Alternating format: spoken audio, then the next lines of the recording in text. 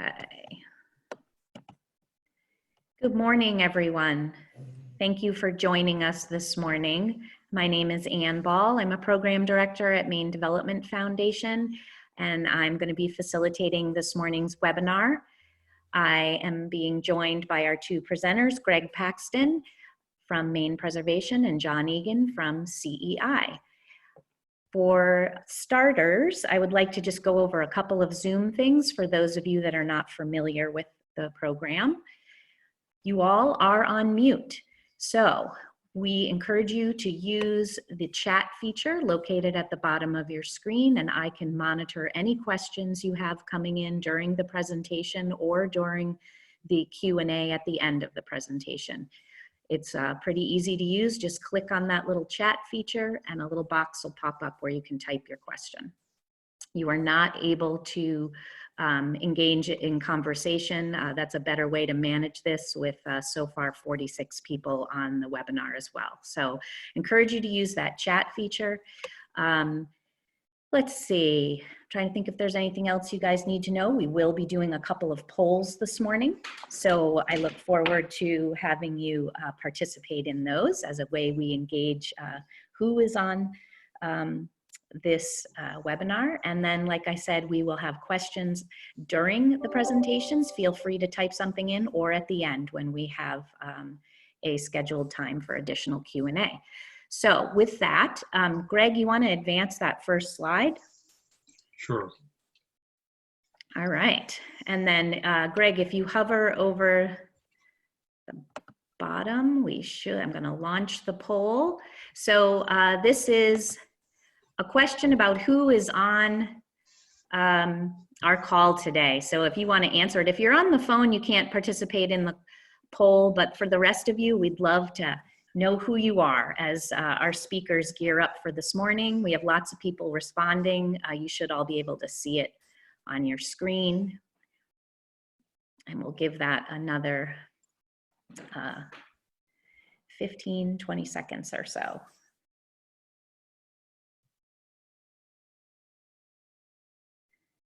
Great. Okay. So Greg and John, with 82%, 84% of our participants responding, it looks like we have a really strong cross section of everything from municipal staff, housing professionals, buildings and contractors. Those of you that are responding other, feel free to tell me what you are in the chat. We've got property owners, developers, 4 architects or engineers. This is great, a good cross section. So thank you all for responding. And I'm gonna close that poll and, Alan says, can I show the results? I thought you were seeing it. Hold on. Let's see. I'm gonna try to do that, Alan. Hold on one second.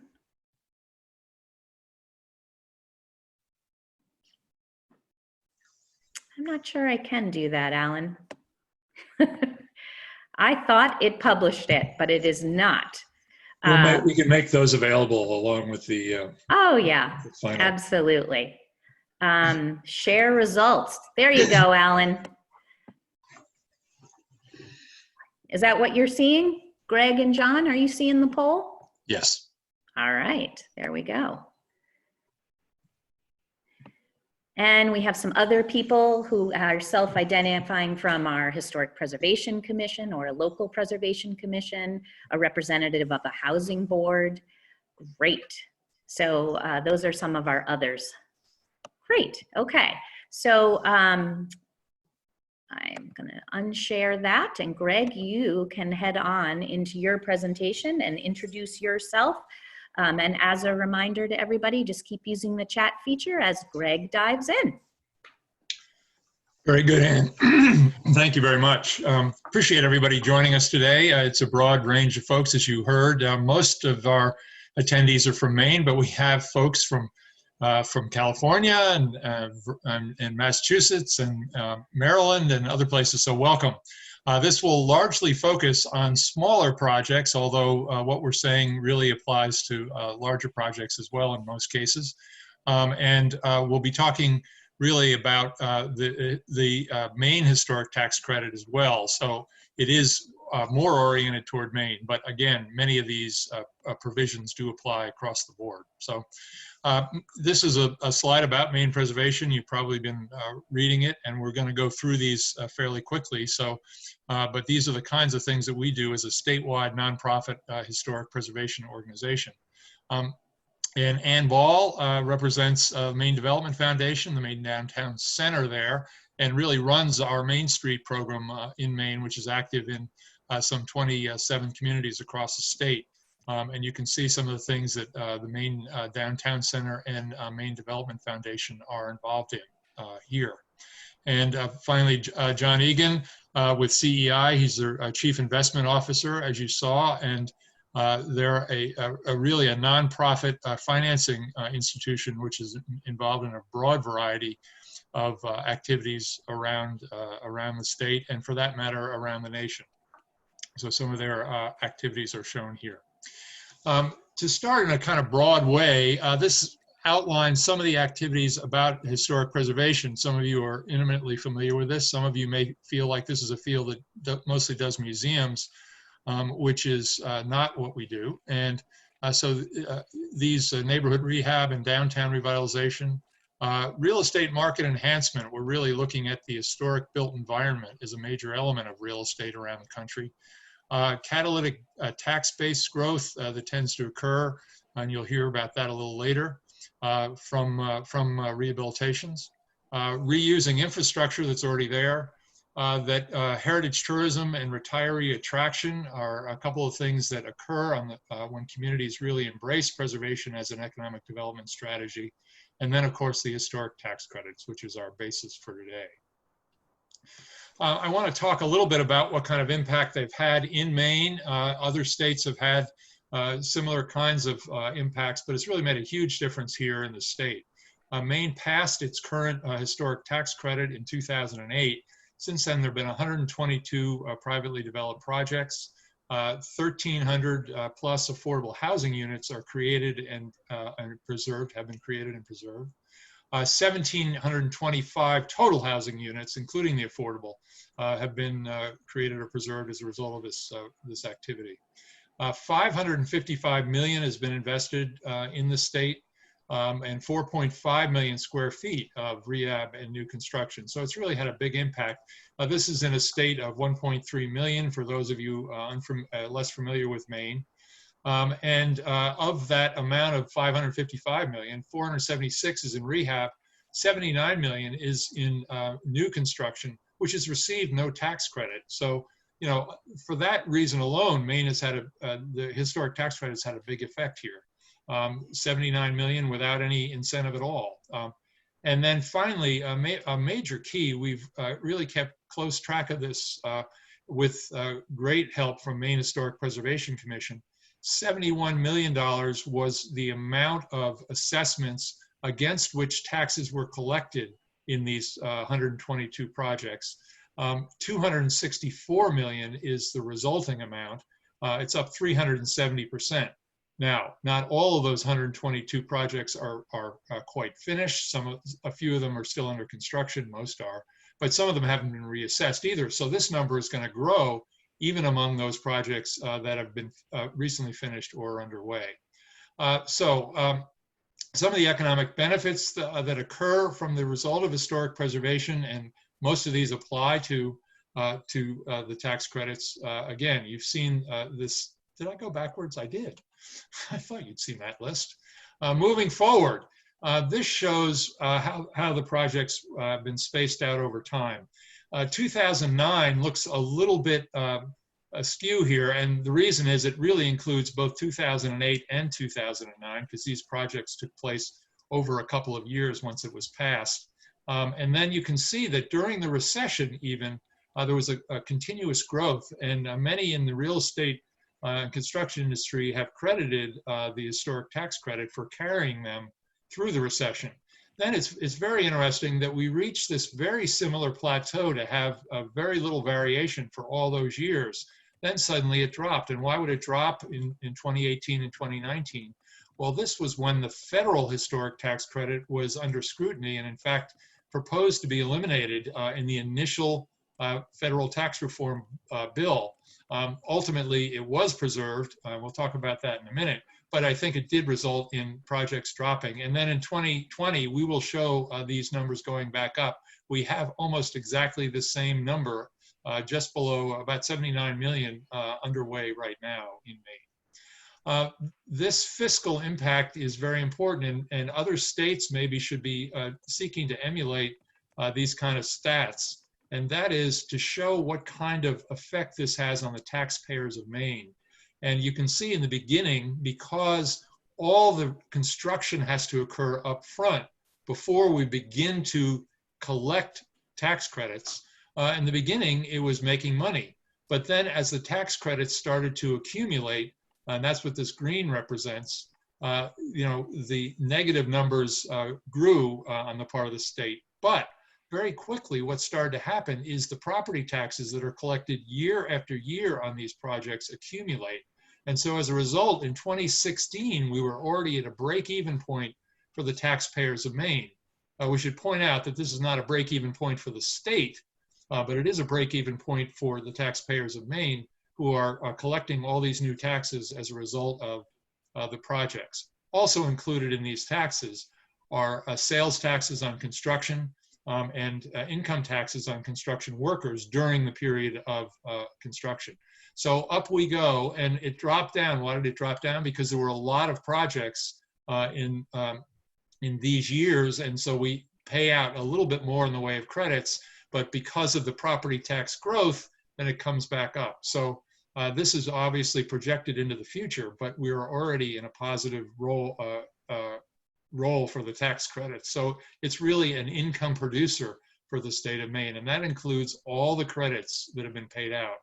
The other thing about this is while some of the usual suspects, if you will, for economic development have used this tax credit, it's been used in a variety of other places around the state, including small towns, and including some towns that are even holding steady on population, and in some cases even losing population, have been able to take advantage of the historic tax credit projects. So it's a very broad-ranging impact that has occurred around the state. So in using the credits, and now we're getting down to the sort of the brass tacks here. What is a tax credit? Well, it's a dollar-for-dollar reduction in your tax liability. A dollar of credit is worth $1 in decreased taxes that you owe. So it applies to income producing buildings, commercial, industrial, rental housing, including affordable, as we've mentioned. The building must be listed in the National Register of Historic Places, either individually or as a contributing structure in a National Register Historic District. It doesn't have to be listed before you start, but it must be officially listed within 24 months of the project completion. It's often difficult to get a building that is sort of a marginal historic building listed. It might qualify for an historic district, but it's complicated to get an historic district and expensive to get an historic district done. So part of the issue here is selecting buildings that are going to be eligible for the credit. I will say that many of the downtowns across the state of Maine in large and small communities are listed in the National Register. The rehabilitation work must also meet the Secretary of Interior standards for rehabilitation. Now, there are also Secretary of Interior standards for preservation, for restoration, and for reconstruction. Those three other categories don't apply. It's simply the Secretary of Interior standards for rehabilitation. And we'll talk about those in a minute. What is the kind of opportunity that these federal credits offer? The federal tax credit, which is parallel to the state tax credit, it was enacted in 1977. It's gone through several iterations during that time, but its current element is 20% of the qualified rehabilitation expenditures in a project, the QREs so-called, qualify for receiving a federal tax credit. The main state tax credit, which we mentioned was 2008, has two different elements to it. 25% of the qualified rehabilitation expenditures generally, But if you're doing qualified affordable housing, you can get 34%. It's been on a sliding scale. It started out in 2008 at 30. It's now up to 34. And within a year or two, we'll be at 35% for affordable housing. That's the top of the sliding scale. So that'll remain permanent. But for the moment, it is 34%. But you're required in Maine to also claim the federal credit, with one exception, which I'll talk about in a minute. And that's because the legislature felt if we're going to give away this money, we also want to get some federal money in. So one of the things that this credit does is it actually imports money into the state from the federal sector. One of the things about our credit, which is unique, is that at present we do not have a cap on how many tax credit projects can occur in 1 year. And other states don't have caps as well, but many do. If you have a cap, it turns the tax credit into a kind of political football, because you have to judge and choose which projects are going to get the credit. In Maine, if you do a project, you know you're going to get the credit as long as you meet the qualifications. It's not something that's going to be judged after the fact. So the total amount of credit that's available for projects is 45% for a general tax credit project, or 54 going to 55% credit for affordable projects. Now, the exception I mentioned a minute ago is the small projects rehabilitation credit.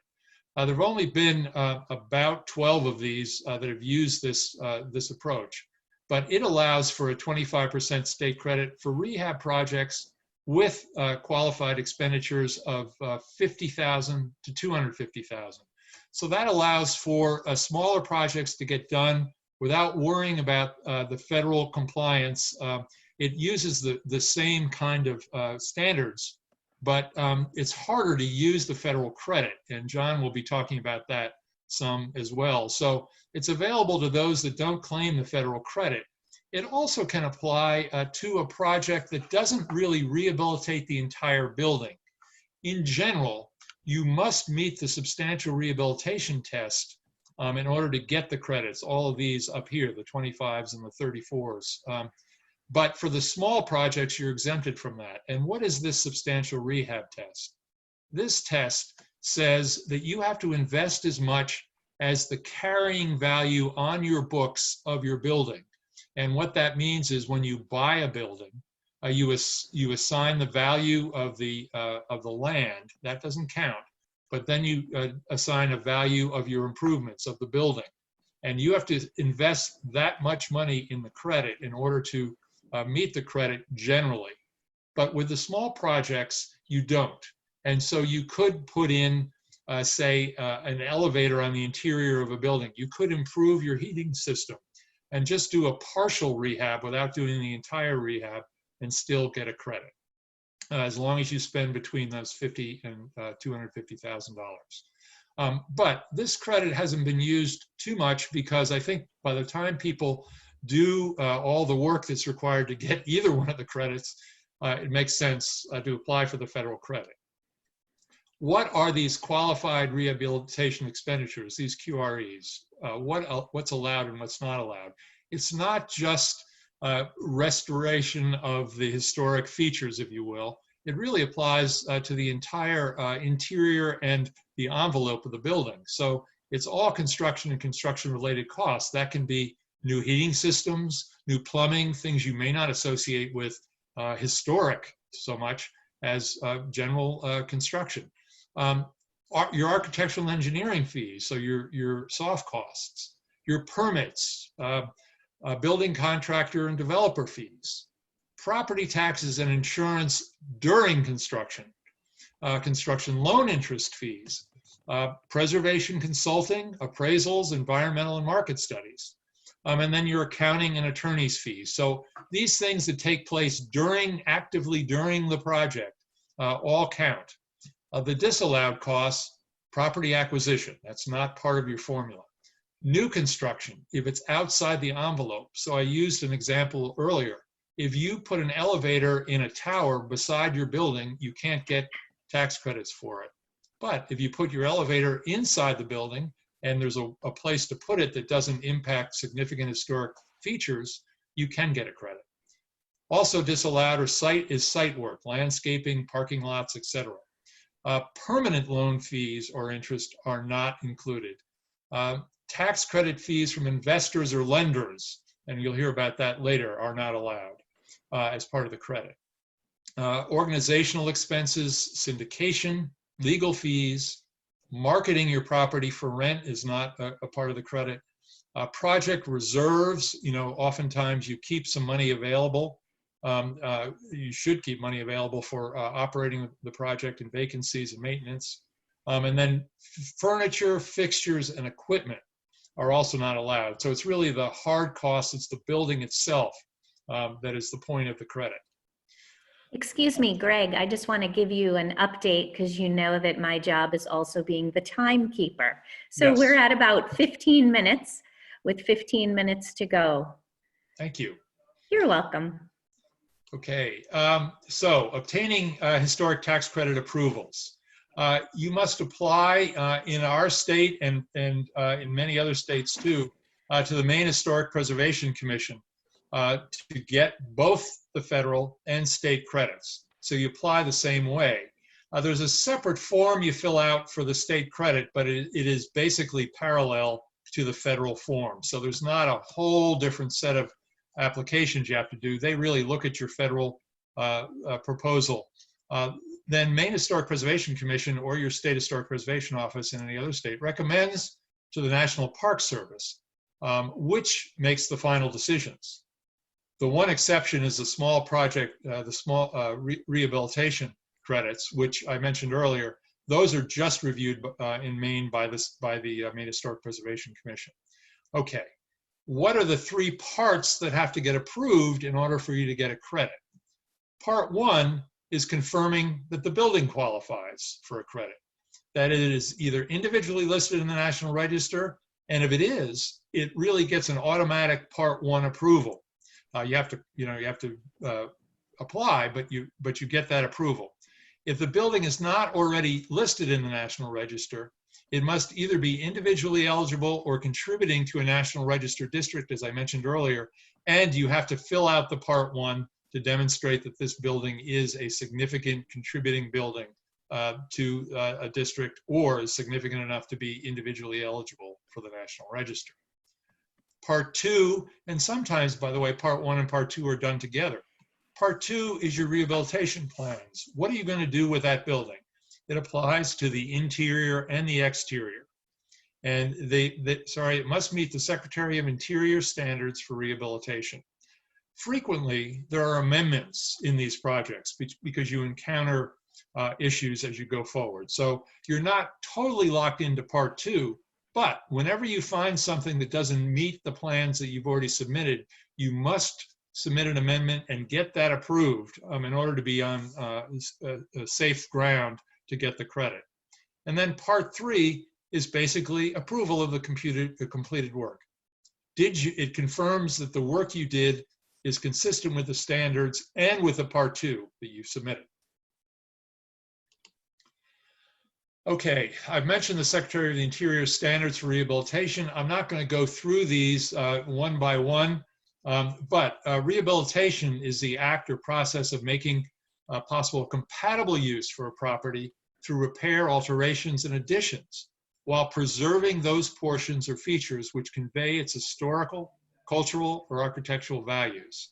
The rehabilitation standards acknowledge the need to alter or add to an historic building to meet continuing or new uses, while at the same time retaining the building's historic character.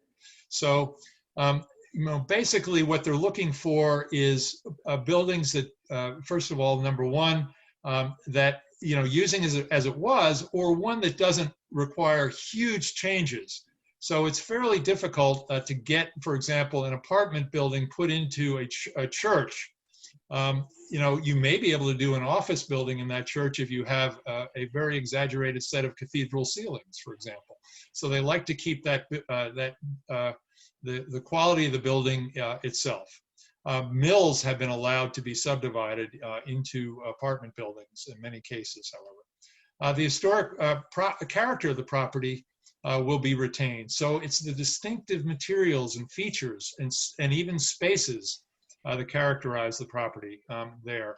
Number 3 is each property is a physical record of its time. And what that means is that if you have an early 19th century building that was changed in the Victorian era, you have to preserve both elements, the new ones and the old ones, the newer ones and the older ones, as part of its history.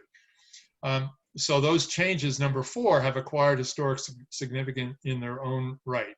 But what they don't like, back to 3, is adding conjectural features or elements from other properties that don't apply. Number 5, distinctive materials will be preserved. Number 6, deteriorated features will be repaired rather than replaced. You may have a floor which has 3 places that'll be that need repair. The contractor may say, oh, we'll just rip it out and put in new. No, you've got to repair them. And frankly, when you look at it, it generally costs less to do that. You need to be careful about chemical or physical treatments. Gentlest means possible. Archaeology needs to be preserved. And new additions, while allowed, they can't destroy the historic materials and need to be reversible, as is said in number 10. So that's a quick run through those. That's a whole grad school course that we don't have time for to go into too much depth. I just wanted to let you know we do have a question and also remind you have about 10 minutes left.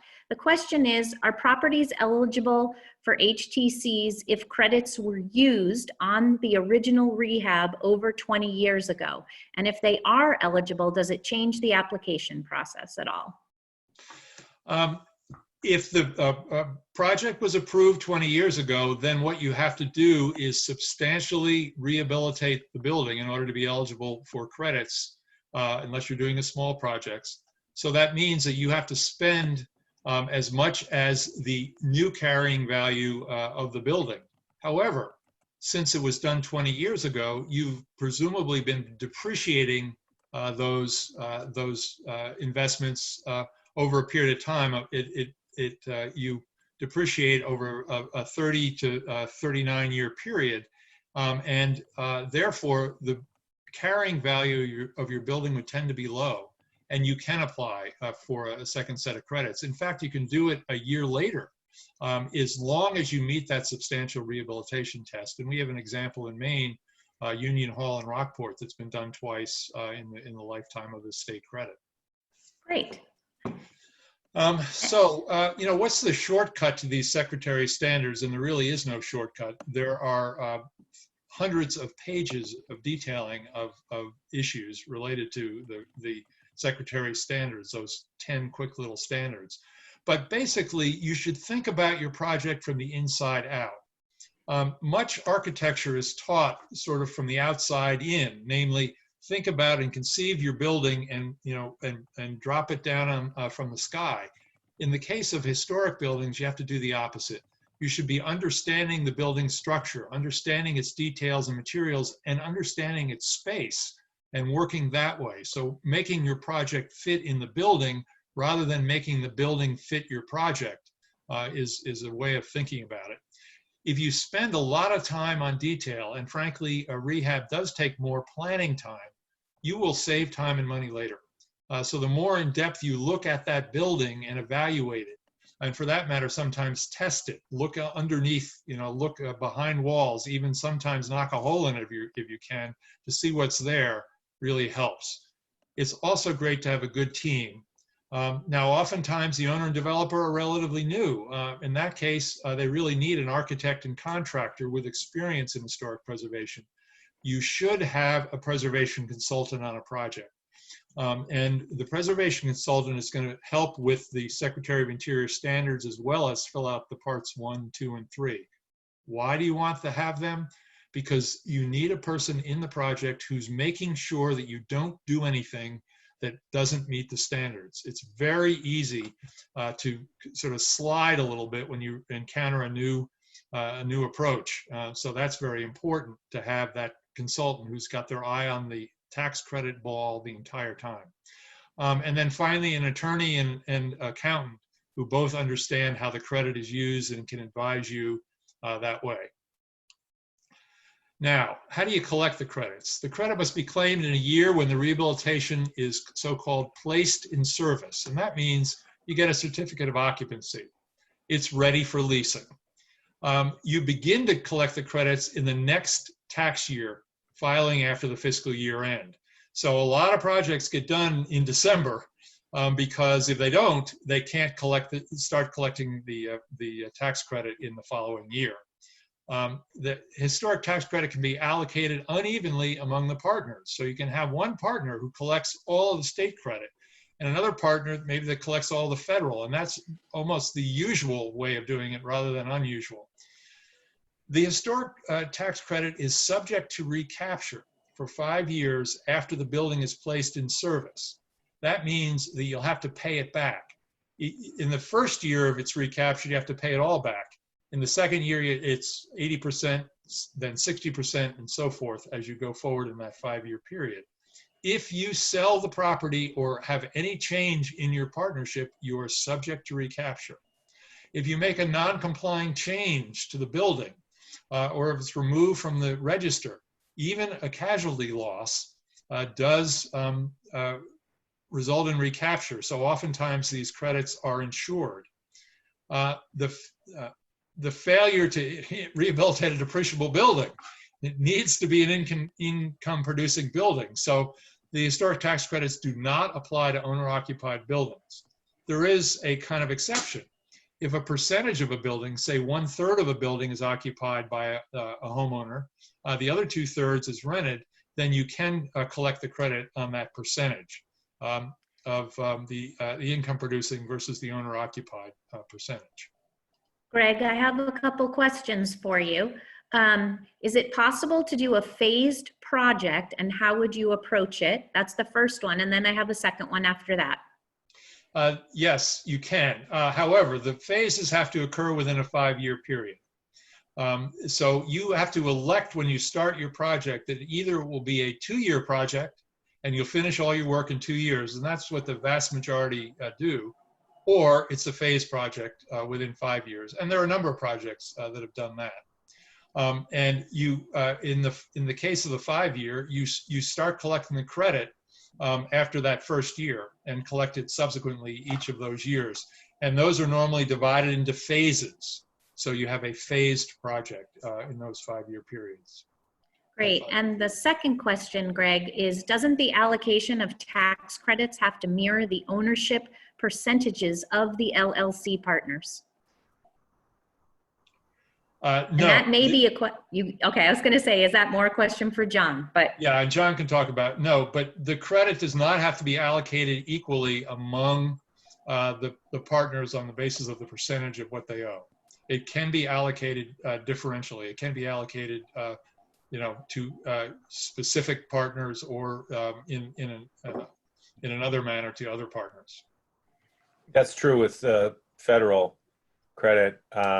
I've not seen a deal where the state credit is broken up among different investors, but that's because when I'm in a deal, I'm taking all of the state credit. So I wouldn't have any experience with how it works with several state investors, but I know that's true for the federal investors. great, thank you. Okay, Greg, keep moving along as we have to leave time for John to present as well today. Sure, and I'm getting close. Okay, so who can use the state tax credit? Well, the state credit is paid out over 4 years. So it's 25% generally, and that 25% is divided in 4 and paid out over a 4-year period. Any taxpayer who files a Maine tax return can get the state credit. If you're not in Maine, if you've never filed a return, that doesn't matter. You just have to file your return. It is fully refundable, so-called. So if you don't have tax liability in Maine, they will send you a check, just like a refund check from IRS. Generally, a nonprofit partner, and John was getting into this, is involved with the state tax credit. Why is that? Because you avoid federal taxes on the state credit. When you file your federal tax return, a state tax credit looks like income, is the easiest way to explain it. So if you have a nonprofit partner, they will not have to pay that federal tax. It's more complicated about using the federal credit. It is now paid out over 5 years. That was a change from the 2017 Tax Reform Act. Who can use it? Real estate professionals, if they work 750 or more hours a year in real estate or receive half of their income from real estate, they can use it. Taxpayers with substantial passive income, that's real estate and S-corps that you don't manage. Taxpayers selling investment real estate with a capital gain can use it. Now, taxpayers also, individual taxpayers with incomes below $200,000 to $250,000 a year can use it. You can carry it back 1 year and forward 20 years. It's a slower use of the credit, but it is used in a few projects. And then C-corps, so-called, corporations and banks can use it. Nonprofit organizations cannot use the federal credit itself. There are ways of drawing enough boxes to make a nonprofit able to use it, but that usually requires a very large project above $2.5 or $3 million at minimum. Now, there's disqualified leases also. You cannot use the historic tax credit if both of these apply. More than 50% of your space is occupied by a government or nonprofit. So in general, you want less than half your space occupied by those entities. And you have a disqualified lease. That means the project is financed with tax-exempt debt. The lease is for more than 20 years. There's a sale leaseback. Namely, a college cannot sell its dormitory to an investor, have the investor rehab it, and then lease it back from that investor or developer. And or if the lease determines a fixed or determinable purchase price or option to buy at the end of the lease period. That's a little complicated, but it makes it very difficult in essence for nonprofits to use the credit. And I'm going to roll through some examples rather quickly of just buildings that have been done in Maine using the credits. Most of these are smaller projects. This is the Hewitt block in Rockland. And you can see what its storefront looked like ahead of time. And again, it restored sort of that look of the storefront. When you do work like that, it helps you because you can get away, if you will, with other elements that may not quite meet the standards because you've really exceeded the standards on one project. This is what the storefront looked like before. This is what it looked like after. It was originally a store, then it became a restaurant. The second floor looked like this, and then it ended up looking like this as an office space. And the third floor was an apartment with a green roof. Norway Opera House. This is a building that really was threatened and vacant. What was done was fixing the ground floor. The upper two floors are going to be part of a phase 2, and they're working on that right now, many years after the ground floor was done. You can see that the building was starting to go on the third floor. In fact, all that brickwork was unsafe. It was shored up temporarily and repairs made in order to make these storefronts be able to be used again. All of them were vacant. There was leaking in the building, and Right. all that was restored. Two things on the Norway Opera House that I want to add. It's a great example of phasing, as you said, and it's also a great example of a nonprofit actually taking use of the tax credits. Yes. Both things which you'd mentioned. Thank you. Rennie's in Farmington redid its facility, and it was able to save so much money using the credit that it ended up being able to use more of the space in the building. This project was done on Main Street in Biddeford a number of years ago, and I include it because you can see some of the ways that a simple project can get put together. Where the sources of funds, well, the federal credit and the state credit made a substantial difference in this project. The owner put in $140,000. They deferred their developer fee. They entered into debt on the project, and those were the total project funds. Whereas what are the costs? Acquisition, that's not part of the credit, but it was part of the overall project. Then the hard rehab costs, which was only $78 a square foot, very reasonable, and the soft development costs. And that's how this simple project was done. And John will be going into detail, but I thought it was good for you to see just a simple project. This is sort of at the opposite extreme. It's amazing what happened in Dover Foxcroft. They put together a strategic plan, what do we need in town? What would we like to have in town, and put it all in one project. So the Moosehead Cafe and Art Gallery, an 8-room boutique inn, the Green Business Center with some companies in there. Then they had a sort of joint business office space, 22 energy efficient residents, a small inn. And so all of these uses got put into one building, a rather substantial building in a small town, and got it done. This is the other side of financing, and John put this deal together, and it shows a vast array of elements. And again, most projects aren't this complicated, but it does show that you can pile on with complex projects a variety of funding sources to make it go. EPA, community development block grants, et cetera, economic development authority grants, et cetera. So that's what made that fly. And then a couple of quick more examples. This is the administration building at Stevens Commons in Hollowell, right near Ann's office, part of the same complex. And this was rehabilitated very recently into an office building using the credits. And then 17 Alfred Street. And this is remarkable because for a relatively low cost, they really found they had to do a lot of work. They didn't have a basement. So a lot of their beams had rotted. They needed a lot of work on the roof, and yet they made it all come in at less than $120 a square foot, which is really less than $140 a square foot, which is really remarkable for a project. John? Great. You're on. Hold on, before I pass it to John, I have a couple questions. What year was the Biddeford project done? Not the second one, but the first one. I can look that up, but quite a few years ago. Okay. The first one was done about 2011 or 12. Okay. And John, you may know this, or Greg, I'm not sure which one of you, but it's 2 case studies. One of our participants, who is actually from the Hoboken Preservation Commission in New Jersey, asked about the Time and Temperature building and the Mercy Hospital, and are either of those projects using historic tax credits that you are aware of?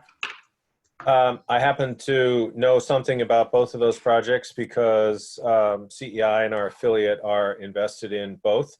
They're in the planning stage for projects. Both of those are significant sized, several 100,000 square feet.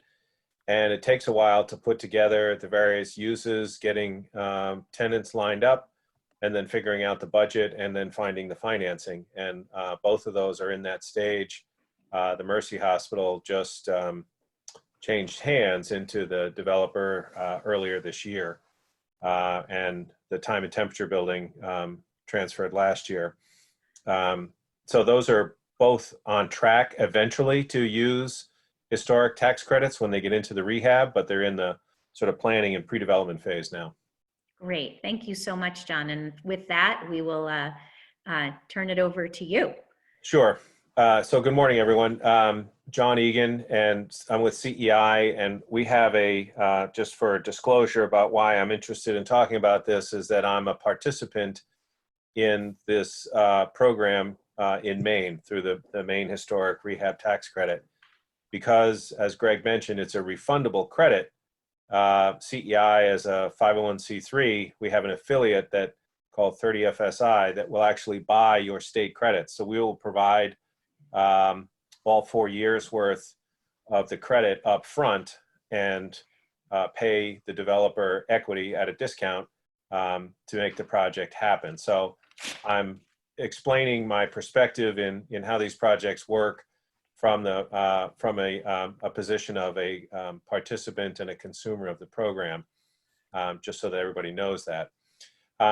One of the major reasons that we get asked to come in is because people ask the question, boy, this sounds like a lot of work. This sounds like a lot of expensive consultants. Why should I be messing around with this historic stuff? Somebody in my town hall said,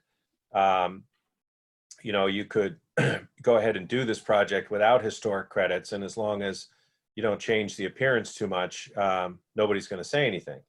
And that can be attractive to someone who's really focusing on the bottom line. But if you take advantage of the program, you can actually get a lot more accomplished in your building for usually the same or even less debt load on the project at the other end.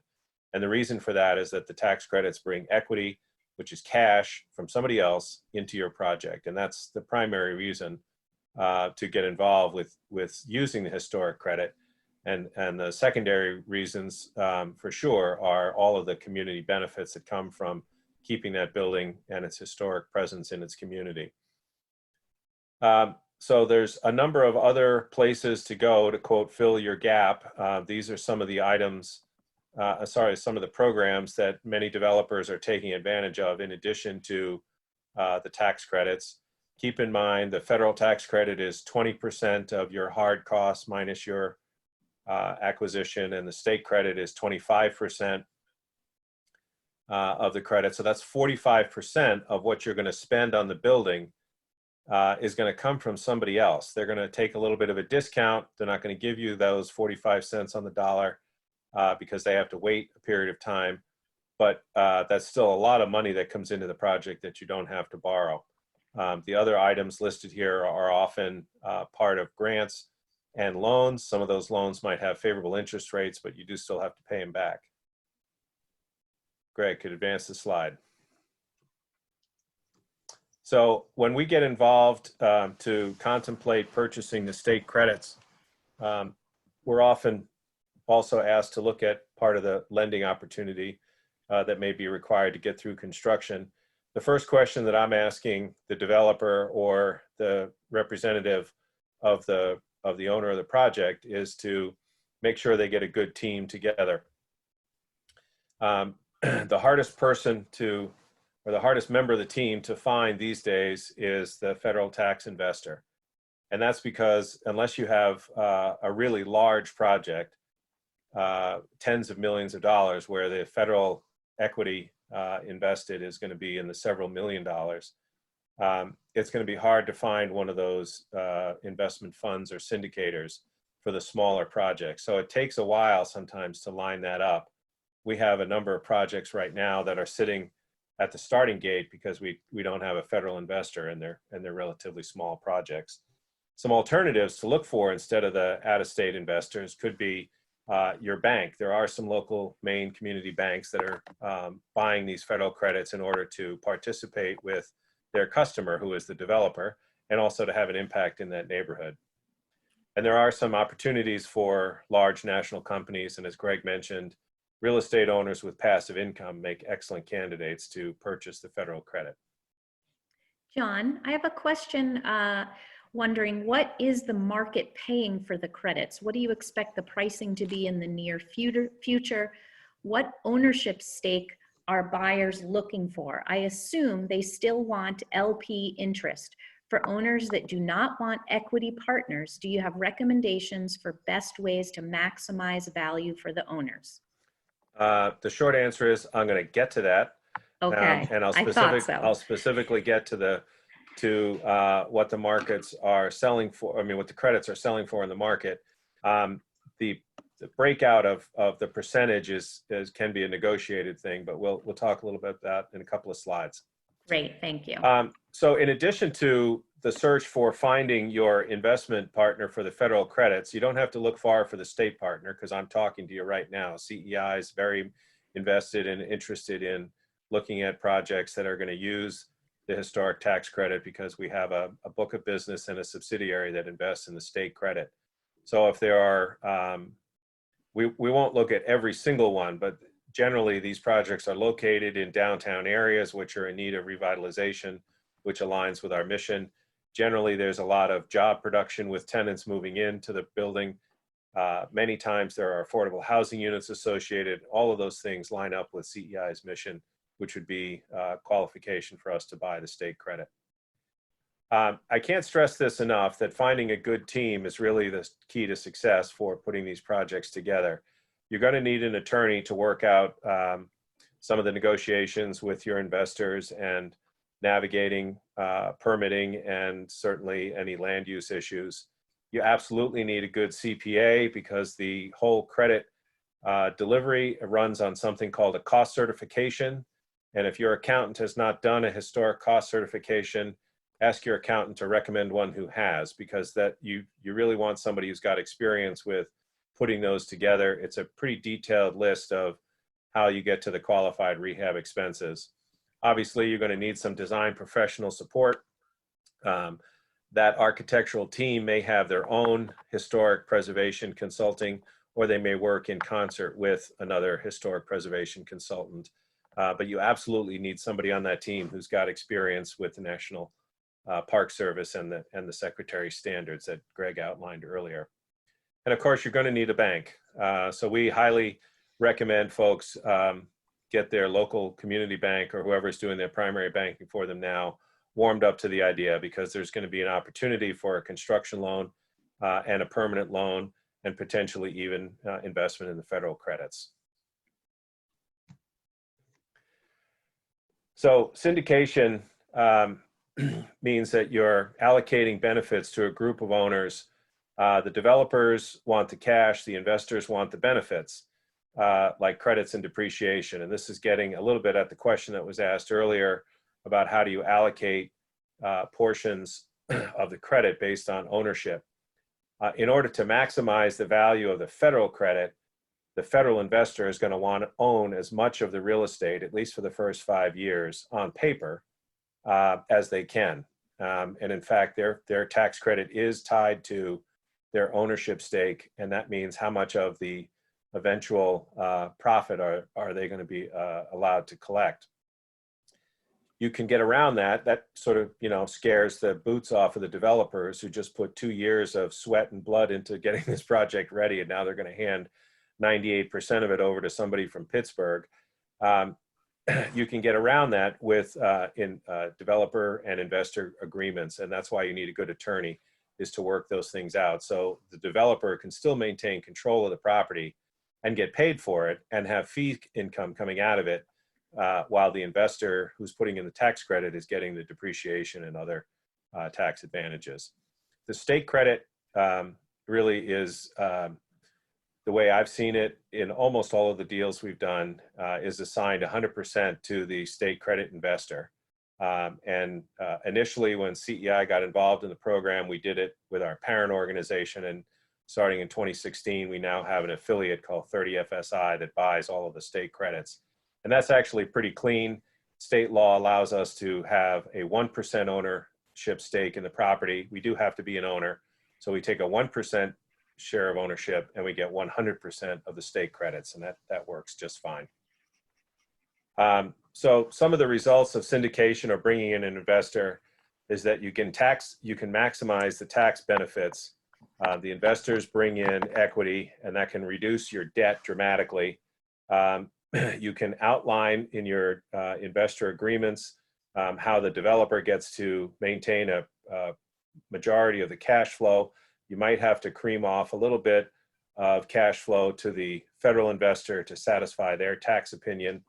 But mostly it's to dramatically reduce the amount of debt on the project. Next slide, Greg.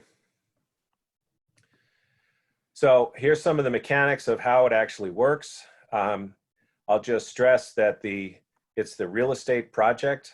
It's the hard asset that's actually generating the historic tax credit. This is not a commodity that is traded. This is a single sheet of paper that comes from the National Park Service. It's amazing. You do a $50 million project and somebody's $12 million investment is hinging on a single piece of paper. But it's the real estate project that generates the credit. It's based on the qualified rehab expenses using the ratio that we talked about earlier, 20% from the feds and 25% for the state. You can get a bump on the state if you have affordable housing. Right now, we're seeing a range of federal credits, and that's before anybody's balance sheet has been hit by the economic shutdown, of between 82 and 88 cents on the dollar. So if you're generating, to make the math easy, if you have a $5 million project, you're going to have, minus your acquisition costs, that's $1 million in federal credits, and it would be 1.25 million in state credits. Those federal credits would be sold. So in exchange for giving the investor the $1 million in federal credits, they're going to give you $820,000. The state credit right now that we're able to pay at is 82 cents on the dollar. So the advantage is you're bringing the investors into the ownership of your project through tax returns. You're flowing the credits to the investor. And then in exchange for them getting those benefits through their tax return, they're giving you the equity. And the best part is they're paying that upfront, even though they don't get that tax credit for 4 or 5 years, they're paying the equity in upfront. And that's the real lever of advantage of using the tax credit. And as I've been saying, is that equity replaces what would have likely been borrowed money or additional mortgage debt on the project. Generally, at the end of the 5 years, the investors have received their benefits. With the state investor, it's a very easy exit. There's a couple of pieces of paper to file and a few $100s to pay, and we shake hands or we bump elbows now, and we go our separate ways. The federal investor may have some residual tax exposure that the project may have to pay for. But if you have a good accountant, remember we said a good accountant was a part of the required team, you can predict that ahead of time and have a reserve for it, so it's not a surprise payment. During the rehabilitation, your investors have to be in the deal, but during construction and before you've gotten that part 3, they haven't actually paid for anything yet. So you do get 20% of their equity available during your construction, which can lower your construction loan. But they have to do this because the federal government requires federal investors, at least, to actually show that they're taking a risk. And so in exchange for getting the credit, you have to be able to demonstrate that you're an at-risk investor. And this is an important but kind of down in the weeds point, because some investors will say, well, I'm not going to pay anything until I see the tax credits delivered. And the federal rules require that those investors are taking real risk. And the general accepted parameter is that 20% of their equity in during construction before any credits have been delivered demonstrates that risk. Placed in service sounds like a dry term. It's one of the most important terms because it determines the year that the building is placed in service, and it determines the tax year of the tax credit. And that's important because when you have projects that are finishing up in December, and because the locksmith or the doorknob guy is out hunting deer instead of working on your building, and your placed in service goes from December 20th to January 4th, as the developer, you think, oh, it's only a week delay, but that's a whole year delay for your investors because that's a whole new tax year. And there's probably going to be penalties because of that. So that placed in service date is really key to know that up ahead of time. At the end of the construction, your construction loan converts to a permanent loan. Usually the permanent loan is significantly lower than the construction loan, hence the value of the tax credit equity appearing on the project balance sheet. Bridge loans are paid off with the equity investment that comes in. Oftentimes you need access to all of the investor equity during construction. And so that would be, in addition to your construction loan, you might have what's called a equity bridge loan. And an important part, again, down in the weeds a little bit, but all investors in the historic credit do require that the investors get additional insurance coverage to cover the catastrophic loss of the building, which would cause recapture of the tax credit. This is more specific for the developer, but if you're not a developer and considering getting involved in a project, these are the key elements that are required at the end. So the reason I'm talking about them here is so that you can start talking to your developer about them way in advance, so that they know that these are going to be the key delivery items for the equity investment to arrive in the project. The certificate of occupancy, that determines the placed in service date. That is an absolute critical path document to obtain. The cost certification, remember your good accountant from your team. Hopefully the cost certification is roughly in line with the projections of the delivery that was promised to the tax credit investors.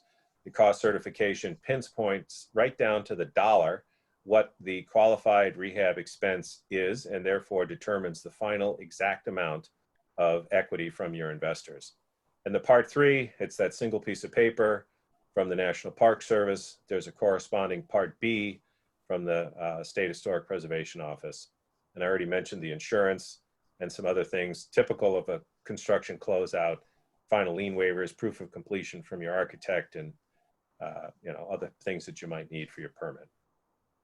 John, Yes. this is a question related to phasing of a project that Greg briefly spoke about before. How would the HTC and financing process change with a phased project? Yeah, it really, because the tax credits run on a tax year, instead of thinking about square footage, certain floors being done on certain timeframes, or we're going to get certain tenants in, you have to start thinking of your scope of work being completed in which tax year. So if you have phase 1 is going to be in 2020 and phase 2 is going to be in 2022, then you just have to make sure that the scope of work that you're going to complete in 2020 matches up with the square footage that you're going to get a certificate of occupancy for in 2020. And then you can define for your accountant the costs that are associated with that scope of work that's placed in service in that tax year. So you kind of just have to break it down and start thinking, instead of how a developer is usually thinking, where we're going to put in these tenants or put in this many improvements. You have to start thinking of, what am I going to accomplish in a specific tax year? Tax year, yeah. Because that's the important threshold for the investor. It's okay for them to pay for some credits in one year and some credits in a second year. And I'm doing several of those projects right now. But the key thing is to make sure that when you get to the end of that tax year, that you have a certificate of occupancy on a portion of the building that matches the amount of money that you spent for that particular square footage that you're placing in service. So the two have to tie together. In other words, you can't get a CO on 2 floors of the building and expect the investor to spend equity on credits that you built out 3 floors of the building, because you're only putting 2 floors in service. So you're only going to get a tax credit investment from the investor on those 2 floors. Great, thank you. And just as a time check for you, we have about 12 minutes left. Okay, I don't think I'm even going to use that much, so we can go to the next one. Okay. Next slide. So, when you get into the room with the accountants and the tax credit counsel and your lawyer and the banker, they love to see these deal diagrams. This one is relatively simple, where there is a real estate owner who's going to admit the 2 investors for the state and the federal tax credit into their ownership building. So at the bottom, the triangle there that says Tax Credit LLC, that's the entity that actually owns the real estate. The managing member over to the left would be Joe Developer. And then your tax credit investors in the upper right-hand corner, and your bank is in the lower right-hand corner. And so everybody's got their capital going into the real estate project, and you can see the flow of credits going back out to the investors. The key element here is to take note that the tax credit investors own 99% of the real estate. Again, that's on paper. They're not going to be in there telling you what color to paint the bathrooms and how to do the sign out front. They're going to leave all of that up to you as the developer and manager of the property. And you'll get paid for those things through, as I mentioned earlier, investment agreements and developer fee agreements. But on paper, they have to own as much of that real estate as possible to maximize their tax credit. I won't spend a lot of time on this structure, which is more complicated, and it's usually involving larger deals. There's an advantage for having 2 entities involved at the real estate. The 2 triangles on the bottom is the landlord LLC. That's the actual owner of the real estate. Sometimes the federal investor doesn't want to take any risk that the mortgage on the landlord building might go into foreclosure, and therefore they might lose their tax credit. So they invest in something called a master tenant, which has a master lease on the entire real estate. I know people are kind of glazing over at this point saying, what? Who's a master landlord and who's the master tenant? It's complex. It's entirely a structure created by lawyers. Sorry if there's any lawyers listening, but you guys know how you complicate things. And it's really a structure designed to insulate the federal historic investor from any potential risk of the landlord, the building owner, not paying their mortgage and having a recapture. If you're doing a relatively small deal, you won't need to have this kind of complexity. John, I have a question from one of our economic development professionals on the webinar today. He says, what do you recommend as the best or first steps for someone like us local economic development officials who may be having discussions with owners of historic properties who are looking to make improvements and who are not able to understand if historic tax credits would help their proposed project and how much? Will firms do any kind of free initial project evaluations? This may be a question for Greg too. Yeah, I mean, I think the first step is to talk with participants from other historic deals. And my general rule is I'm happy to give away an hour to just about anybody who's interested in this stuff and can talk to somebody about how it works. Another place to go is to contact one of Maine's really good historic consultants, and there's a number of them available, including Greg's shop does some of that work as well. And then probably the best place to go is to your accountant. And if your accountant has no experience with historic tax credits, ask them to call up someone who does. There's a number of accounting firms in Maine that have plenty of experience doing this, and they can explain it in dollars and cents why it would be valuable for that potential building owner or developer to take a look at it. And I can add that I'm sure after the webinar, Greg, we can provide the link to the consultants on Maine Preservation's website, as well as a link to Maine Historic Preservation's Commission list of qualified consultants as well. Sure. Yes, I have another. and just to clarify, Sure. We've consulted on 45 of the projects that have occurred around the state. We're partners in 5 of those projects, but we're not doing partnerships currently any further. We've also been the preservation consultant on projects and have decided, with our vast amount of things we can do statewide, that we're not going to spend that amount of time ourselves. But what we do is help projects get off the ground and start that process of figuring out how this all works. And so we're happy to provide and continue to provide that service. That's great. I do have another question, John, if you don't mind. Sure.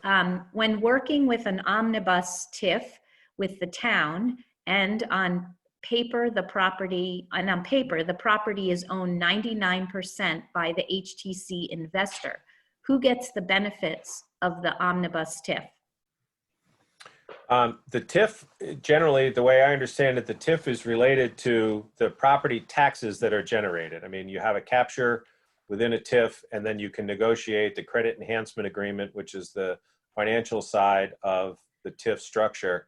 That all flows to the real estate owner.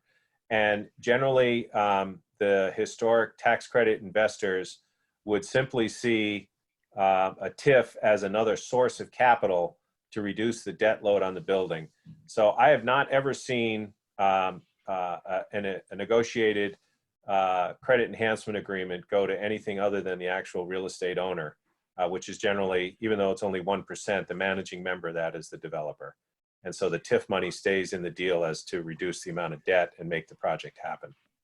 And just to step back a minute, a TIF is a tax increment financing that is basically deferring the property tax that an owner might otherwise have to pay and allowing that money to be basically put into the project. So just to orient those not familiar or not from Maine, there are a variety of TIFs around the state, a huge variety, in fact, but in many cases, they're applying to the historic projects. Yeah.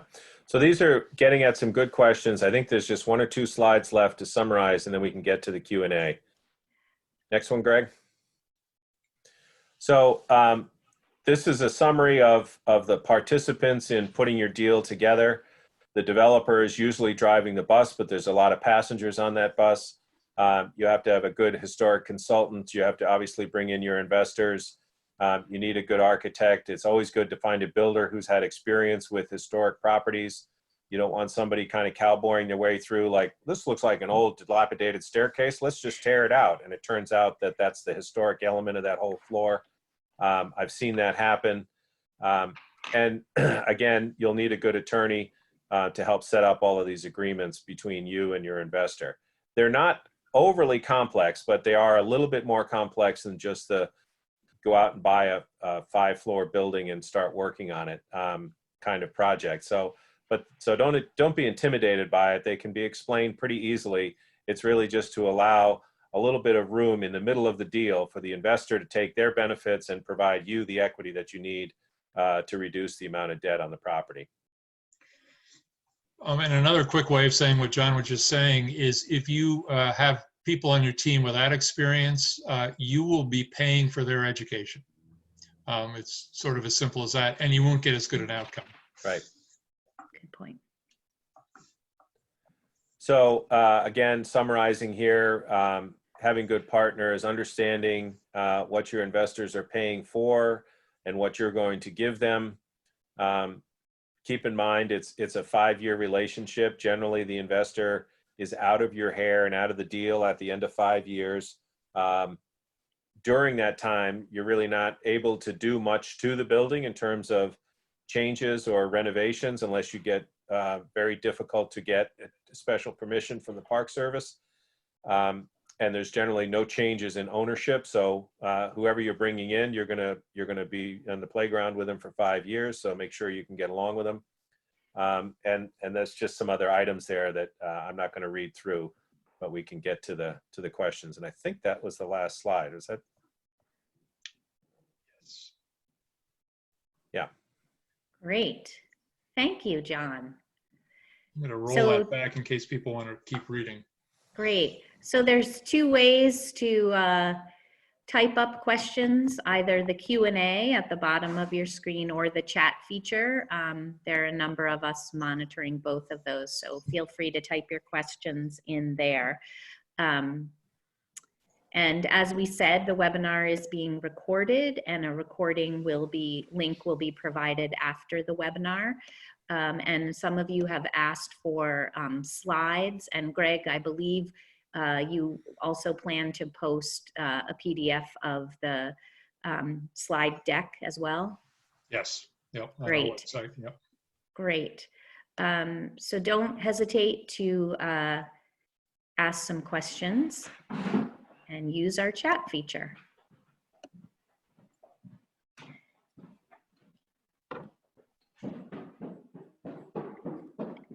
And we'll also provide the list of the link to consultants on the Maine Preservation website and the Maine Historic Preservation Commission website so that you can think about some of those necessary team members. And I think there was general consensus that both John Egan and either Greg or someone on his staff are willing to help some of those property owners that our Economic Development Director asked about in determining kind of first steps for those projects. Was that a fair analysis, John? Great. Yeah, absolutely. That's a significant part of our pipeline development is talking to people who are just thinking about this, and it may take a while and it, percolate on the stove for a little bit, but we're happy to do that. Thank you, John. A couple questions coming in now. If we have a project that has fully approved plans by National Park Service and some work has been completed, is it possible to obtain historic tax credits after the fact in terms of the work that has been done? The short answer to that is if you have a part 2, then you can get a part 3 and the credits are delivered. If you don't have a part 2, you can't get a part 3 and therefore there's no credit. You do have to go through the sequence with the Park Service. I believe you can document the work that may have been done in the past, but it's a little bit of a trick because they may not necessarily agree with how you interpreted the historic scope. Greg, is that out of my lane here on that? I've not ever seen that where someone's tried to go retroactively go after the credits after the work is done. Yes, the law does allow you to do that, but the problem is, I think really what happens is the Park Service takes a closer look at those projects to make sure that there's nothing, wrong with them. The other issue, of course, is when the expenditures were incurred, they would need to have been incurred within a 5-year period. And then you have to finish the project, within that total of 5 years. But with an approved Part 2, if they did adhere closely to those standards and can get the Part 3 approved, then it is possible. And again, this is where, and I'm really not trying to sell a bill of goods here, because as I said, we're out of that business. But that's where you really need a preservation consultant to drill down and see if the plans in Part 2 were exactly what has been done in Part 3. Finally, you need good photographs. So you need good befores and then in order to justify your afters. Great. A few more questions coming in. What's the future given COVID-19? Any prospects of enhancing the federal HTC as part of economic recovery legislation? It's great for job creation and revitalization. I can respond that I'm on a call tomorrow with National Main Street Center and the National Trust for Historic Preservation's advocacy arm to talk about this type of issue. So I'll be on the call with 45 other coordinating programs of the Main Street program talking just about this. It is a great economic recovery tool. And in one of our last slides, which we'll put up, there is also a webinar, I think it's the Preservation Leadership, which is part of the National Trust, having a webinar on just that topic. So that's coming up. And Greg or John, do you want to add anything to that question? I haven't heard of any discussion of enhancing the federal credit or the state credit. It is worth noting that construction was deemed by our governor as an essential service, and so construction has continued, albeit maybe it's different and having some extra burdens with social distancing. But I've not heard of any enhancements to the program. But just to remind people that construction is still going on, and although the appetite of investors who may be looking at initially a tax burden to the federal government may not have as much profit and therefore may not owe the government that much taxes, and therefore that will cool off their enthusiasm for investing in a credit. That's probably the biggest outcome that I'm nervous about. And I was on a call last week with the National Trust where they were working with states with state credits. They are considering and seeking to get a historic credit enhancement into a jobs bill that's in the early stages of being discussed in Congress. So they are looking at that. Susan Collins, Senator Collins, has been the lead sponsor, and actually before her, Senator Olympia Snowe, on improving the tax credit. Among other things, they're looking at small projects, which would be great for Maine and a lot of other states, to ease the use of the federal credits, because as John explained, it's just virtually impossible. And there actually was a bill that would make the smaller projects certificated, meaning that you basically could have a certificate that someone could buy and sell perhaps just once, but would make it a lot easier. So, and other enhancements for credits, such as not having to adjust your basis based on the investment for the tax credit itself. So there is talk about it, and certainly in Maine we can demonstrate how well it worked, and for that matter, get the troops out. I should also mention that CEI and Maine Preservation and GrowSmart, MERIDA, Maine Real Estate Development Association, Greater Portland Landmarks and Ann's shop and others, Maine Development Foundation, are looking at extending our credit. It was due to expire in 2023, and we're already inside the 5 years on that. In the last legislative session, they did extend that for 2 years and also changed the nature of that extension so that it used to be you had to have your expenditures done by 2023. Now they've changed it to just having your Part 2 approved by 2025. So that's bought us a number of years. And OPEGA, the government oversight agency, is going to be looking at the state credit. We think it's going to come off favorably because of some of the stats I showed you earlier. But we are seeking a permanent extension of that credit in the next 2 years legislative session. Although, you know, here we are with lots of question marks about the economy in general. Great. Another question, looking for examples on projects where the Maine small project credit is a good idea. That's a great question and fun to think about, especially for me with all the downtowns. Brainstorm? We are in just wrapping up another economic impact study. This is the fourth. The first was done under Roxanne Eflin, who has had both my job and Ann's job in the past in Maine, is now in Colorado and is on this call today. But that study is underway, so why was I mentioning? What was the question? Downtowns for small downtowns. Projects. Yeah, we compiled a Excel spreadsheet of the small projects that have used the credit. So we'd be happy to sort of share that with people so they know who's done that work if folks are interested. Another reason why that can work very well is if you have a small project, you probably don't have room to be hiring all of the legal counsel to create all of the documents that you might see in $1 million or $2 million project. But we have 30FSI has a set of 5 basic documents that are pretty well baked in. Like, we're not going to be doing a lot of changes on them. We just fill in the names of the buildings and the dollars and address, et cetera.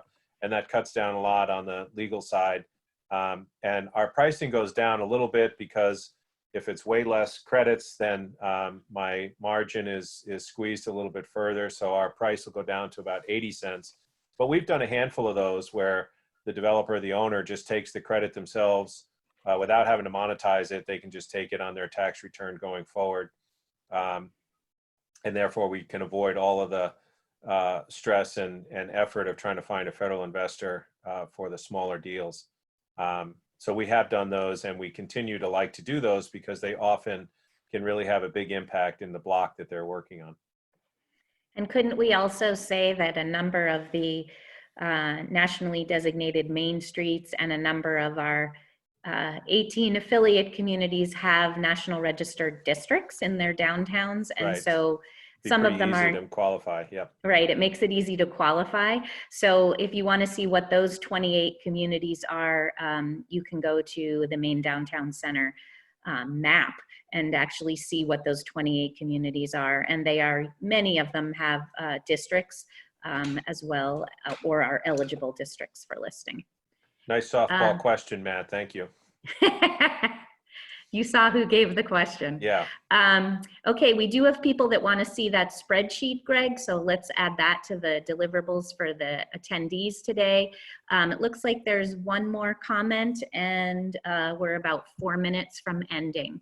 It's another COVID question. What if the developer starts the project and it gets delayed because the 2-year capture period, beyond the 2-year capture period because of COVID-19 issues?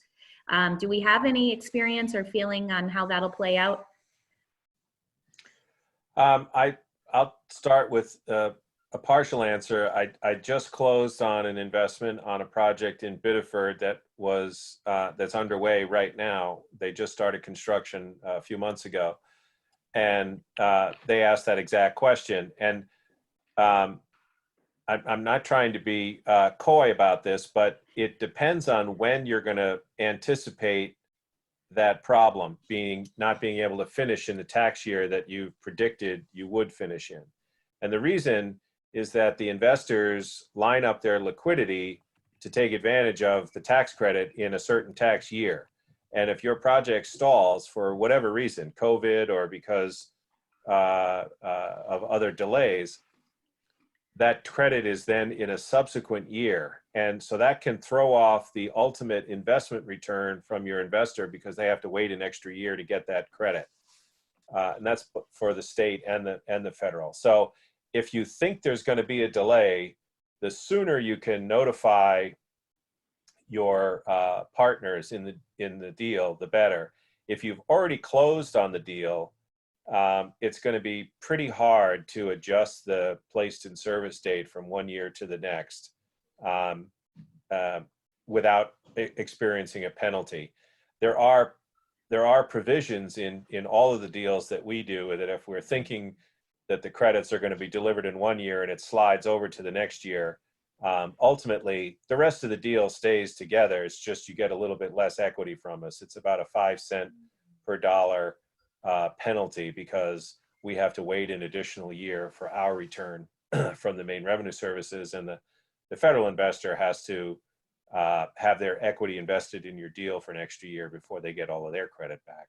So it hurts because there's a financial penalty, but it's not a fall off the cliff thing where the whole deal falls apart. Great. And as far as the rules and regs go, again, you can change it from being a 2-year deal into being a 5-year deal. And one of the projects we're partners in is the Inn at Diamond Cove, which is on Great Diamond Island in the old Fort McKinley, the double barracks, which is really the largest building on that complex. And it was about 3 weeks from being completed when there was a huge fire, and it totally burned the building.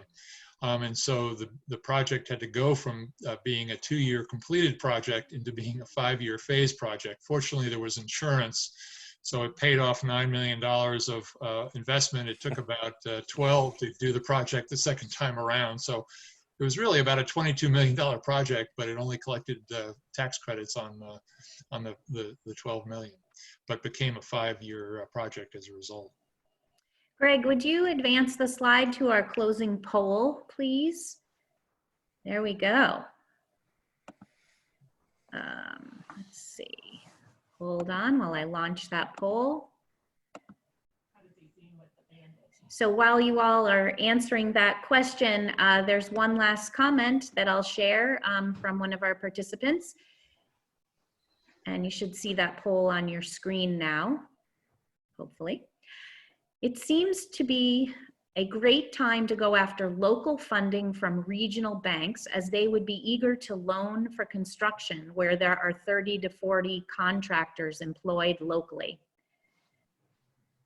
That makes sense, John, to you? Absolutely. I see you nodding. Yeah. And I'm hesitant to say this because I've said it publicly before and have been unable to deliver the results, but CEI is trying to put together, the key verb here, trying to put together a federal tax credit investment fund to be parallel to our state historic investment fund.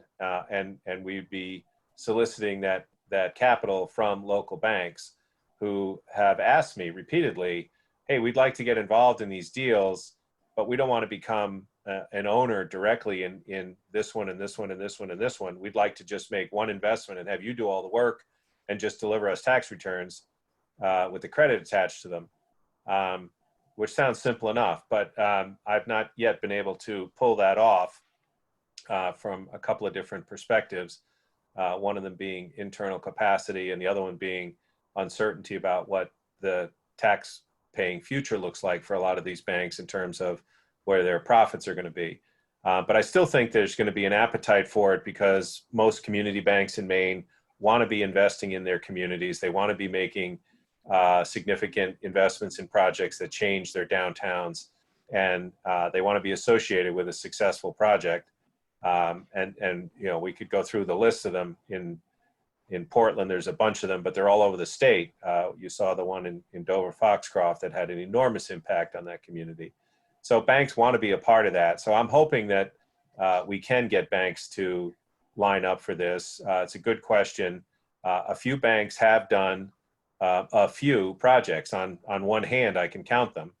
And they're smaller deals, and they're not just in Portland. And they're with their favorite customers, so they feel like they're not taking that much risk. And that's a good way for a community bank to kind of get involved and get their feet wet, and then maybe move on to something a little bit more elaborate, a little bit bigger. That's great. And just a quick comment that construction is one of the very few, I think, parts of the economy that either hasn't fallen off a cliff or actually increased in the case of some unique elements. It's sort of remaining steady at the moment. In a way, it's been at a crunch time, as most of you know, in terms of how much demand there's been for the construction industry. Oddly, there may be one advantage of the economic downturn in that the construction folks have needed additional workers oftentimes, and there may be some folks coming into that field. What will happen going forward with construction is a little bit less clear. But for the time being, we're certainly holding the line on most projects. Great. So Greg, could you advance to the last slide? And John, last question came up. What about a 50-50 split between CEI and the owners for federal tax credits? Well, we could certainly take a look at that. CEI is a 501c3, so I don't have a federal tax obligation, so I don't have a use for the federal tax credit. But that's that's the kind of creative thinking that we need to kind of get ourselves through this. We have looked at the idea of us hosting essentially an empty vehicle that buys the federal credits and then moves it off to other investors. The simpler version is to have that be with banks, because the banks are likely involved in the deal. But the alternative to that would be for us to have an investment fund in which other investors, non-banks, could be making that investment and getting that credit. But there's a fair amount of overhead on that, and you'd have to be doing a fair amount of volume to have it pay for itself. But that's a good idea. Great. And Greg, one more slide. There we go. Is that our last slide? I believe so. Well, great. No, we have one more actually. All right. I did promise a few people your emails, so those of you that need it. Thank you all for attending today's webinar, and hope you found it useful. And you have the contact information for Greg and John if you have additional questions, or can visit any of the organizational sponsors' websites. Greg, any last words as we wrap up? I just want to thank our audience and thank you and John for your participation and collaboration. Really enjoyed this whole process. Absolutely. And I want to thank my staff who's been very helpful in getting this thing put together, Ali Barrio Nuevo and Anastasia.